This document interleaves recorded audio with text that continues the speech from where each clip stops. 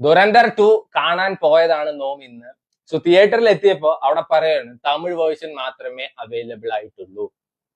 ഒരിക്കലും ഞാൻ തമിഴ് വേർഷൻ കാണില്ല. ഈ പാകിസ്ഥാനികളൊക്കെ വന്നിട്ട് ഈ മറ്റേ തമിഴിൽ പറയുന്നതൊക്കെ ഭയങ്കര ഭയങ്കര അരോചകമായിട്ടുള്ള പരിപാടിയാണ്. അത് എനിക്ക് ഒട്ടും അക്സെപ്റ്റ് ചെയ്യാൻ പറ്റില്ല.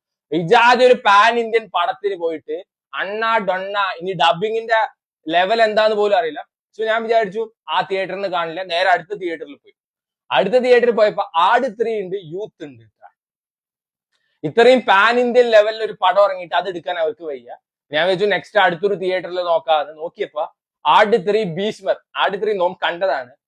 ഈ ചൂടത്ത് നട്ടപ്പൊരി വെയിലത്ത് റോട്ടില് സൂര്യാഘാതേറ്റ് കിടന്ന് ചത്താലും ധ്യാൻ ശ്രീനിവാസന്റെ പടം കണ്ട് ചാവാൻ എനിക്ക് വയ്യ. സോ ഞാൻ വിചാരിച്ചു യൂത്ത് സിനിമയ്ക്ക് കാണാം. സോ യൂത്ത് സിനിമ കാണാന്ന് നേരെ യൂത്തിന് കയറി. എന്റെ നല്ല നേരമാണോ മോശം നേരമാണോ എന്ന് അറിയില്ല. കിടുപ്പടം പറഞ്ഞ പീക്ക് എന്റർടൈനർ.